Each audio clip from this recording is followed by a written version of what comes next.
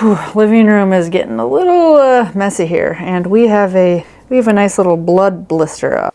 Hello, what is going on, guys? Melissa Miller, aka Melissa Backwoods here, and today we're going to be splitting wood, striking ferro rods. I don't know, maybe doing some like feather sticks and stuff. But we're also going to be doing all of it inside because it is 2 degrees outside today, and we just had a giant blizzard.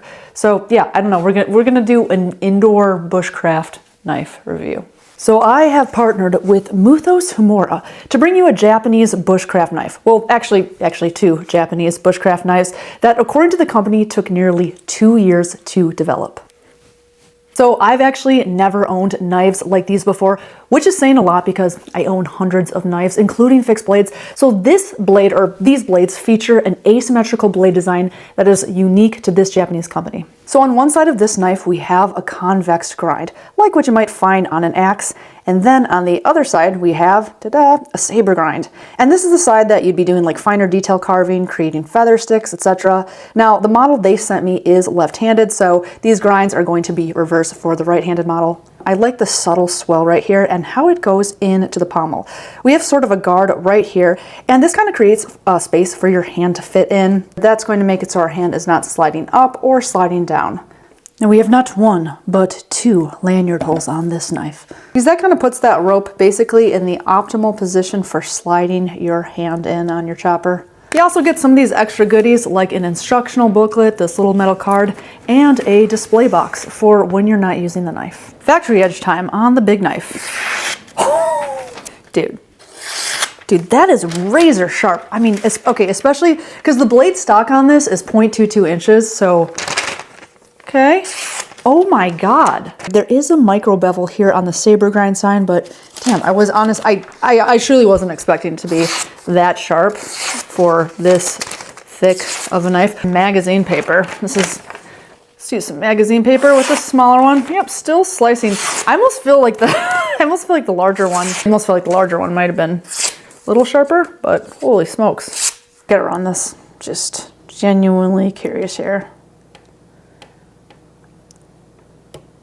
Oh my God, just sliced it at 158. That micro bevel down.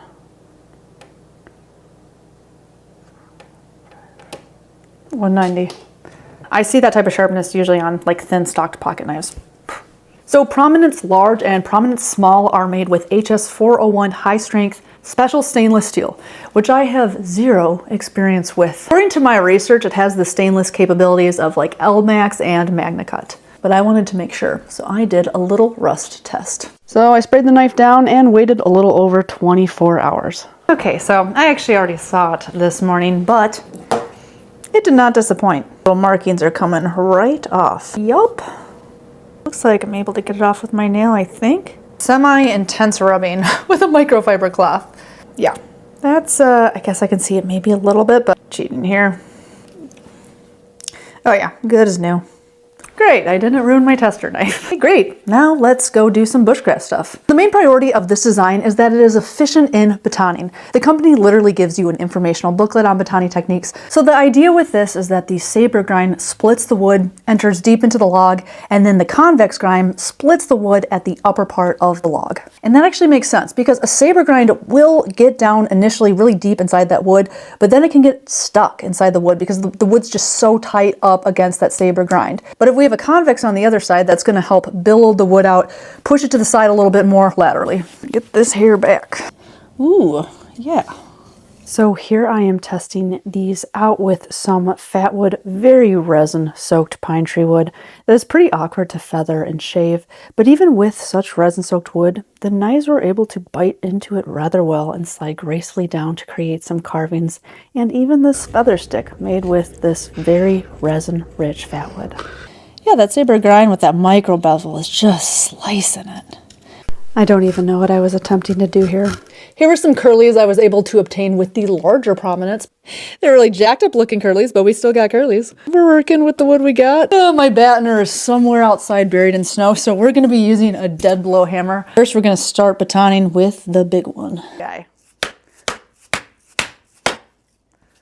Oh man, so you can already see we're about in this far, but it's split like all the way down to here. Notice how well this is splitting for how softly I'm hitting it. Oh, That felt really good.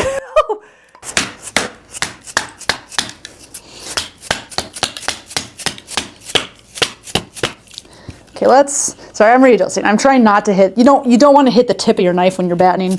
No. Just trying to get that, there we go. Boop.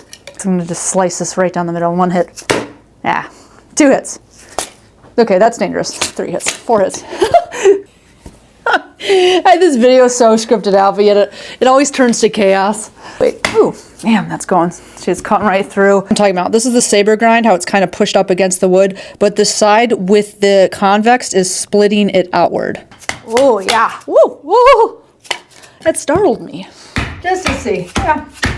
Still great against the grain. So the large Prominence felt really good to baton with. In fact, it felt so good that I started grabbing other knives from my knife room that were also really good at batoning to compare it directly up against. I ran each of these knives through similar pieces of wood. At the end of my obsessive batoning session, I had a blood blister and a conclusion. And that conclusion was that the Prominence was really damn good at breaking down firewood. In fact, it was the best out of all of these knives.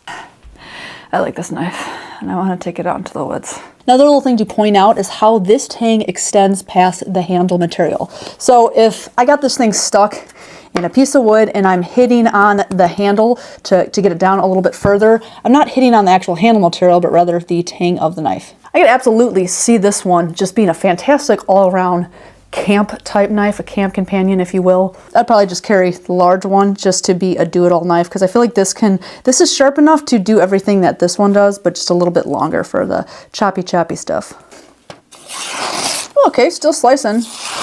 I noticed the most micro chip. Yeah. Okay. Woo! Holy crap. Really good striking edge on this for a ferro rod. Yeah, it just always boggles.